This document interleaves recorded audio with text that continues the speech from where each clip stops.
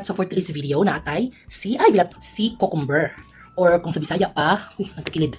Kung sa Bisaya pa, bat. Ang uban, balat. So bat. Ay, nagkasagas. So muna siya mga ka-Favorite lang ng gawas ay mga tinai. My gosh. Saan siya himog or? Napilit. Ano siya ay? Basta muna siya. Dapat tayo laing variety. Kabukong sa panganan ni basta kay si cucumber na siya. Diba? So daghan kay ni gibaligya mga ka-Favorite ako mamamalit man og balat. So nagka-interest ta kay lami man magkilaw. So nagkuha ta pila ka buok 1 2 3 4 5 pieces nga bat kay magkilaw ta for today's video. So ato ni siyang kuha pinay mga ka-Favorite. Kuha sa kutsili. So mga ka-Favorite, so ingani on ato na ni siyang anaon sa kutsili on tumoy.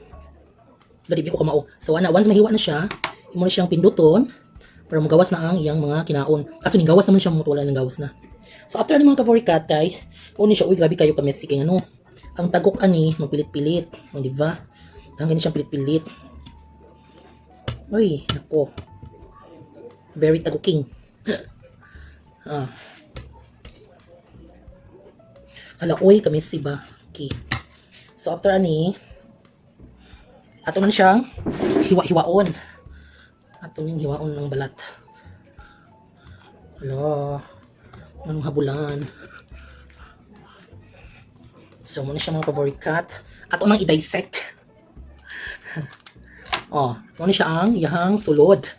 Muna sulod sa bat. Kanilamiin siya.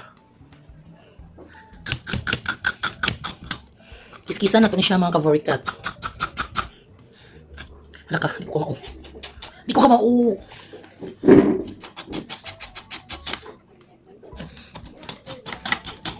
Ato rin siyang kiskisan.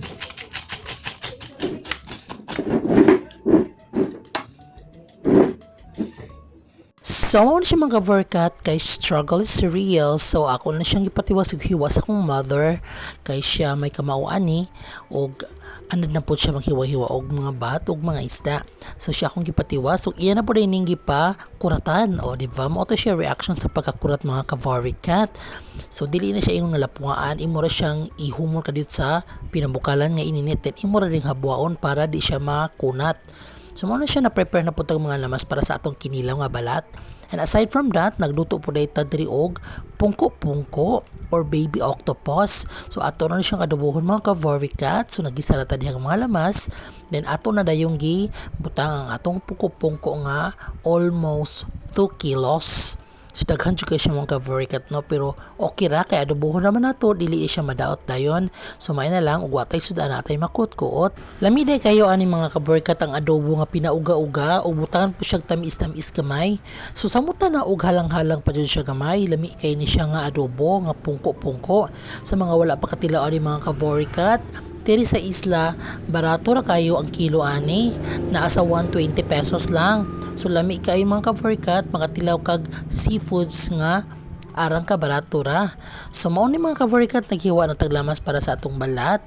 So ato ring butang kamatis, sibuyas, luya, then ato dayong gipang timplahan ug gibutangan dayon natong suka nga naay halang. Anar ka simple atong mga sagol mga ka-Favorite. Hi mga ka-Favorite, so nahuman na itong timpla ang atong kinilaw nga si cucumber or bat kung sa Bisaya pa. So ato na siya kilawan, halang-halang din siya kailangan siya sili mga ka-Favorite. So aside ani na po tayo giluto nga small octopus, so sitawagan na sa pungko-pungko sa mo. So ako pa siya giluto, so karon ato nang tilawan natong kinilaw nga balat.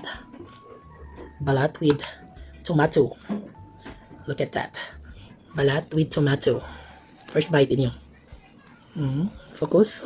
Hindi siya ang na-focus man akong naong nga nagsingot eh.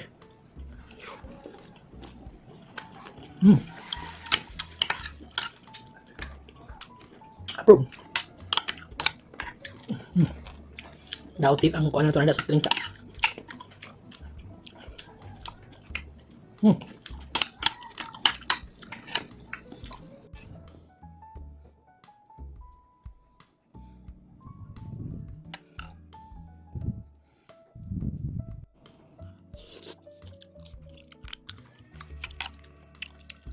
Alam.